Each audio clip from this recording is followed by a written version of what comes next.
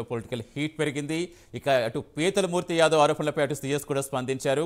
మరింత సమాచారం ఇచ్చేందుకు మా కరెస్పాండెంట్ సాంబశివరావు సాంబశివరావు ఇప్పుడు పొలిటికల్ మోటివ్ గా అనిపించిన ఆ భూ కబ్జా ఆరోపణలు కనిపించట్లేదు. సాక్షాత్తు ఒక సీఎస్ మీద వస్తున్న ఆరోపణలు అంటే చాలా చిన్న విషయం కాదు. అది 1-2 కాదు, 800 ఎకరాలంటే మామూలు విషయం కాదు. సో ఈ నేపథ్యంలో ఆల్రెడీ సీఎస్ స్పందిస్తారు. ఇంకా సీఎస్ ఏమన్నారు అసలు ఆయన ఆరోపణలపై? సతీష్, మనం చూసినట్లయితే జనసేన కార్పొరేటర్ పీతలమూర్తి యాదవ్ చేసినటువంటి ఆరోపణలు వేస్తున్నాయి. అవన్నీ కూడా నిరాధారమైనవి. అదేవిధంగా నేనైతే మాత్రం 2 రోజులు విశాఖ పర్యటన చేస్తున్న వాదన పర్యటన అయితే మాత్రం కరెక్టేను. కానీ నేను కానీ నా కుటుంబం కానీ సభ్యులు కానీ బంధువులు కానీ ఎలాంటి అసైన్డ్ భూములు కొనలేదంటూ కూడా ఆయన స్పష్టం చేస్తా ఉన్నారు.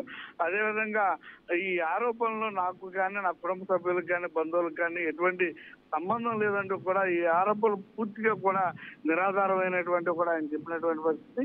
ఇక గత ఆదివారం సోమవారం నేను విశాఖలో పర్యటించాను. కానీ నా స్నేహితుడు ఎవరైతే ఉన్నారో ఆయన బంధువులు, నా స్నేహితుడైనటువంటి ఒక రిటైర్డ్ ఆర్మీ అధికారి కుమార్తె వివాహానికి ఏప్రిల్ నెలలో జరిగినటువంటి దృష్ట్యా ఆ వివాహానికి హాజరు కాలేకపోవడం వల్ల విశాఖ పర్యటనలో భాగంగా ఆదివారం నూతన దంపతుల్ని ఆశీర్వదించడం జరిగిందంటూ వివరణ ఇవ్వడం జరిగింది.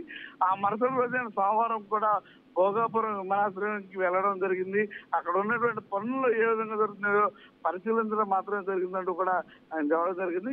ఉత్తరాంధ్రలో 2,000 కోట్ల రూపాయలు విలువైనటువంటి 800 ఎకరాల అసైన్డ్ భూమి కొట్టేసినట్లుగా ఆ కార్పొరేటర్ మూర్తి యాదవ్ చేసినటువంటి వ్యాఖ్యలు ఏదైతున్నాయో ఆ వ్యాఖ్యలన్నీ కూడా తప్పుడు ఆరోపణలు అంటూ కూడా ఆయన ఖండించడం జరిగింది. అసైన్డ్ భూముల చట్ట సవరణ సంబంధించి ఆంధ్రప్రదేశ్ రాష్ట్రం అసెంబ్లీలో 2023 అక్టోబర్ చట్టం 35 ద్వారా చట్టసభ ఆమోదం కూడా పొందిందని తెలపడం కూడా ఆయన జరిగింది. ఆ చట్ట సవరణకు అనుమతించిన అసైన్ భూములపై జీవో సంఖ్య 596 రెవెన్యూ శాఖ నుంచి కూడా జారీ అయిందంటూ కూడా ఆయన వివరణ ఇవ్వడం జరిగింది.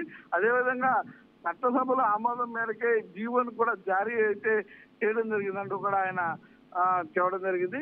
ఆ జీవోలో ఆధారంగా నా కుమారుడు విశాఖలో వెళ్ళి 800 ఎకరాల పైగా భూములు డీల్ చేశారంటూ కూడా చేసినటువంటి ఆరోపణ ఏదైతే ఉందో అదంతా కూడా పచ్చి అబద్ధం అంటూ కూడా ఆయన చెప్పడం జరిగింది.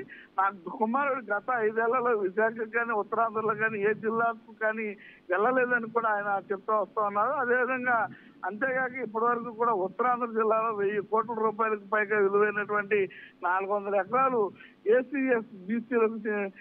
ఎస్సీ బీసీలకు చెందినటువంటి అసైన్ భూములు ఏవైతే ఉన్నాయో తన కుమారుడిని అడ్డం పెట్టుకుని బినామీల పేట చేజిక్కించుకున్నారంటూ కూడా నిరాధారమైనటువంటి ఆరోపణలు చేస్తున్నారు. అది నిజం కాదంటూ కూడా చెప్పడం జరిగింది. అదేవిధంగా మరో 400 ఎకరాలు పైగా భూమిలో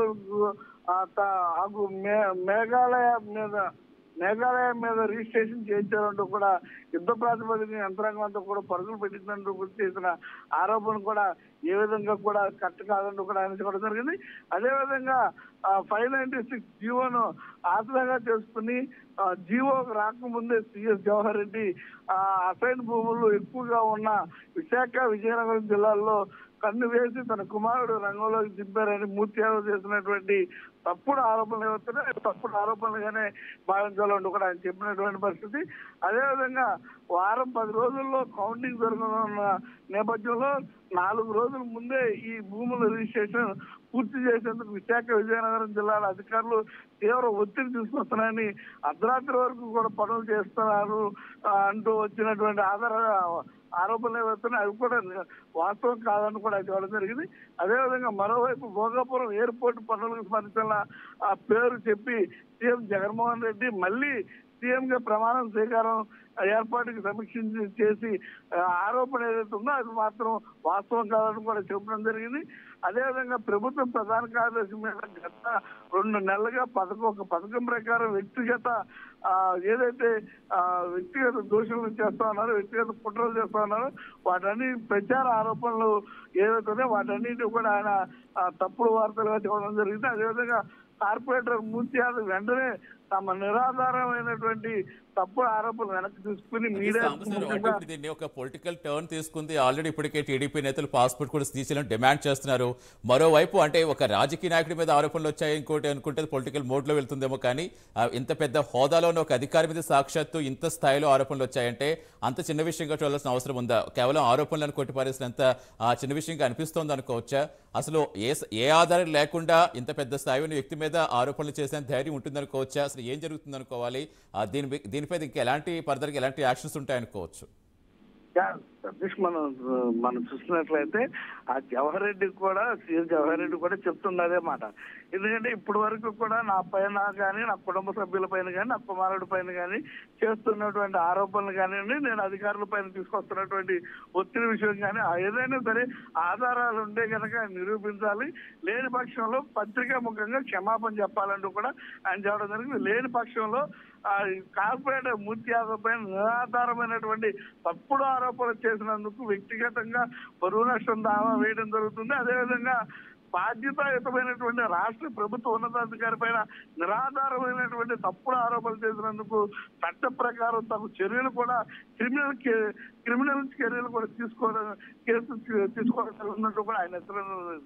అంటే మనం ఇక్కడ చూడాల్సింది ఏదైతే ఇప్పటి వరకు చేసినటువంటి ఆరోపణలు ఉన్నాయో ఈ ఆరోపణలన్నిటికీ కూడా సాక్ష్యాధారాలు కానీ ఏదైనా డాక్యుమెంట్ రూపం ఉంటే కనుక డాక్యుమెంట్ కానీ అది బహిర్గతం చేయాలంటూ కూడా చూడడం కూడా జరిగింది. Satish, thank you Sambasivarao.